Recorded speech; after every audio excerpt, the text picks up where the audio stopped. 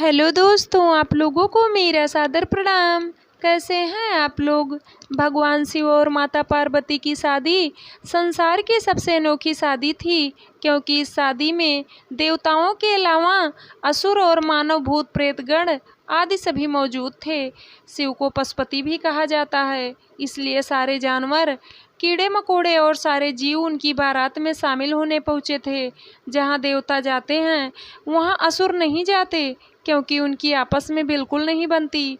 मगर भोलेनाथ के विवाह में उन्होंने अपने सारे झगड़े भुलाकर एक साथ मेहमान बनकर पहुँचे। बारात आने का समाचार सुनकर सभी लोगों में हलचल मच गई। बारात का स्वागत करने वाले बनाव श्रृंगार करके और विभिन्न प्रकार की सवारियों को लेकर पहुँचे। देवताओं को देखकर तो सभी खुश हुए, परंतु शिव जी के रूप को देखकर सभी डरकर भाग गए। यह कैसी बारात है। दूल्हा बैल पर सवार होकर आया है, उस पर इतना भयावह रूप, सांप, कपाल और राख से श्रृंगार किया है।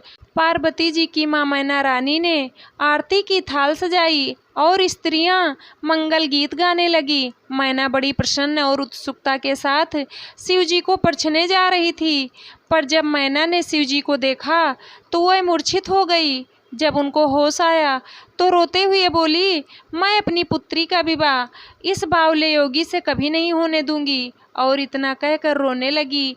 नारद जी को भी बहुत सुनाया, जिन्होंने शिव जी की बहुत प्रशंसा की थी।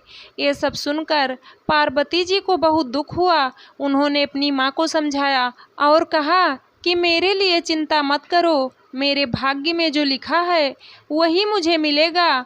फिर ऐसा कहकर पार्वती जी शिव जी के पास गई और उनसे निवेदन किया कि आप जैसे हैं मुझे उसी रूप में स्वीकार हैं। इतना कहना था कि तभी भगवान विष्णु वहां पहुँचे और कहा कि आप चिंता न करें, आज भोलेनाथ का ऐसा रूप बनेगा जिसे देखकर सभी दंग रह जाएंगे। और फिर विष्णु जी ने महादेव का श्रृंगार किया और सुंदर वस्त्र पहनाए। भोलेनाथ के इस रूप को विष्णु जी ने चंद्रशेखर नाम दिया। इस तरह नारद जी ने मैना रानी को समझाया कि उनकी पुत्री और कोई नहीं, साक्षात जगत जननी जगदम्बा और शिव की अर्धांगिनी है। इनका तो जन्म ही शिव से विवाह के लिए हुआ है।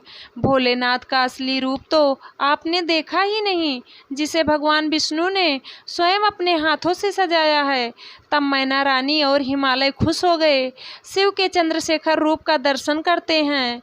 उन्होंने अपने दामाद की सुंदरता देखी और आरती उतार कर महल में चली गई। चूँकि माता पार्वती एक राज परिवार से थी, इसलिए इस विवाह समारोह में सबसे पहले एक अहम समारोह होना था। इस समारोह में वर वधू दोनों पक्षों की वंशावली घोषित की जानी थी। पहले वधू पक्ष ने अपनी वंशावली का खूब बखान किया। जब वधू पक्ष ने अपने वंशावली का बखान समाप्त किया तो सभी लोग वर पक्ष की ओर देखने लगे। सभी अतिथि इंतजार करने लगे कि वर की ओर से कोई उठकर भगवान शिव के वंश के बारे में बोलेगा, परंतु किसी ने कुछ नहीं कहा।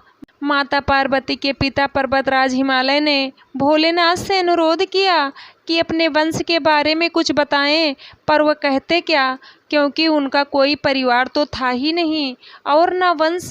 वह तो स्वयं जगत पिता हैं। भगवान शिव चुपचाप बैठे रहे। फिर देवर्षि नारद, जो यह सब तमाशा देख रहे थे, अपने स्थान से मुस्कुराते हुए उठे और कहा, ना ही इनके माता पिता हैं और ना ही इनका कोई गोत्र है। यह सुनकर पर्वतराज हिमालय चौंक गए। तब नारद जी ने सबको बताया कि शिव तो स्वयंभू हैं, उन्होंने खुद अपनी रचना की है। अपनी क्या, समस्त संसार की रचना इनसे ही हुई है। इस संसार के कण-कण में शिव विद्यमान हैं, तो फिर उनका परिवार कैसे हो सकता है। नारद जी ने माता पार्वती के माता पिता का भ्रम दूर किया और इस प्रकार शिव पार्वती का विवाह निर्विघ्न संपन्न हुआ। जय जय भोलेनाथ की। दोस्तों, ये प्रसंग आप लोगों को कैसे लगा, आप लोग कमेंट करके ज़रूर बताना। चैनल को सब्सक्राइब करना, वीडियो को लाइक करना, शेयर करना। वीडियो को अंत तक देखने के लिए आप लोगों का तहे दिल से धन्यवाद।